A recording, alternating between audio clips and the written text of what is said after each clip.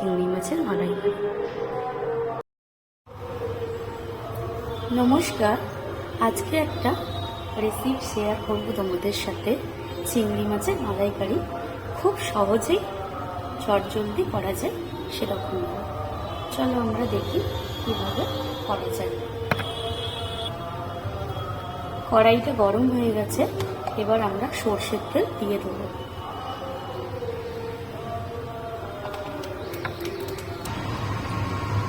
তেলটা গরম হয়ে গেলে আমি চিংড়ি মাছটা ভেজে নেব খুব হালকা করে।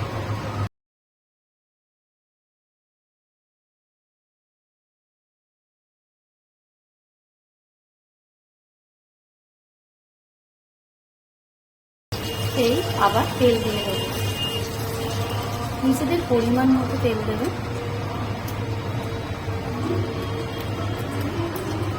তারপর গোটা গরম মশলা, তেজপাতা, শুকনো লঙ্কা আমি ফোড়নে দেবো।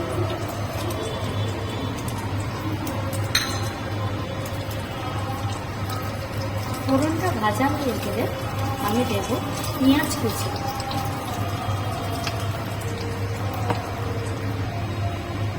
ফোড়নটা ভাজা হয়ে এসছে, আমি দিয়ে দিচ্ছি একদম ছোট ছোট কুচি করা পেঁয়াজ কুচি।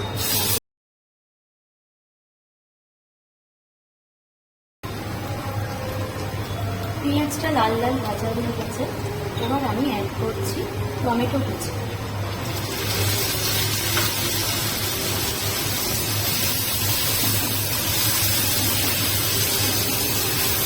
আঁচটা আমি স্লো করে দিলাম যাতে মশলাটা না পুড়ে যায়।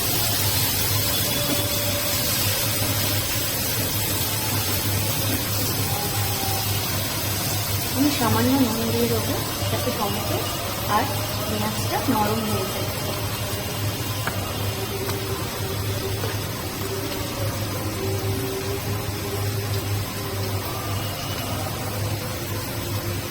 আপনাদের পরিমাণ মতো আপনারা নুন দিয়ে দেবেন। এটা একটু নরম হয়ে গেলে তারপর আমরা মশলা এবং আদা রসুন দেব।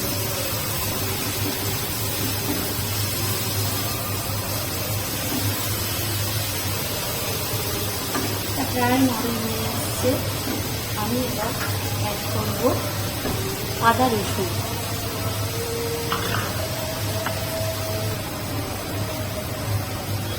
এটা প্রায় 250 গ্রামের মতো মাছ আছে, ওতে আমি 3 চামচ আদা রসুন পেস্ট দিয়ে দেব। আপনাদের যতটা মাছ থাকবে সেই অনুযায়ী আদা রসুন পেস্ট দেবেন। আদা রসুন একটু কষানো হলে তারপর আমি অ্যাড করবো একে একে মশলা। হলুদ গুঁড়ো,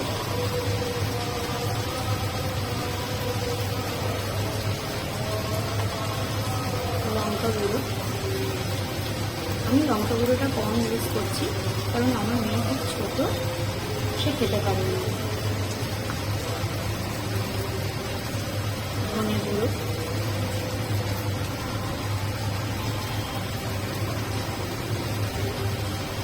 জিরে গুঁড়ো,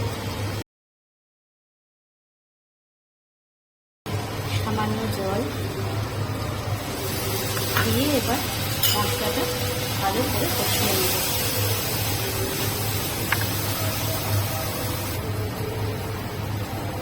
মশলাটা প্রায় তেল ছেড়ে এসছে, দেখুন।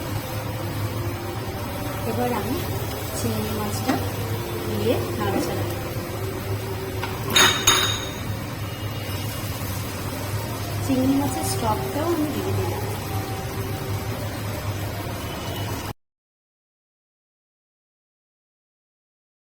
বাড়িতে নারকেল ছিল না বলে বাজার থেকে প্যাকেট করে নারকেলের দুধ কিনতে পাওয়া যায়, সেই দুধটা আমি মালাইকারিতে ইউজ করছি। তো পরিমাণ মতো নারকেলের দুধটা দিয়ে দিতে হবে।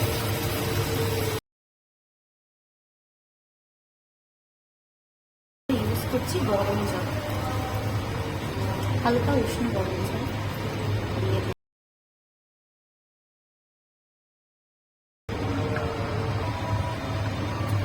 একটু চিনি দিয়ে দিলাম স্বাদটা ব্যালেন্স করার জন্য। ফুটে এসছে, প্রায় হয়ে এসছে মালাইকারি। এখন অ্যাড করবো একটু ফ্রেশ ক্রিম।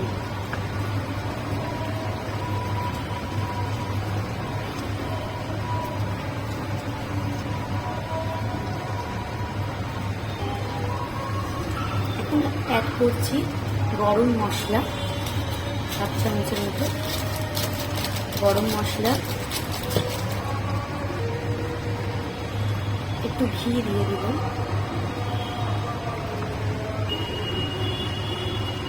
আমাদের রেডি হয়ে গেছে চিংড়ি মাছের মালাইকারি।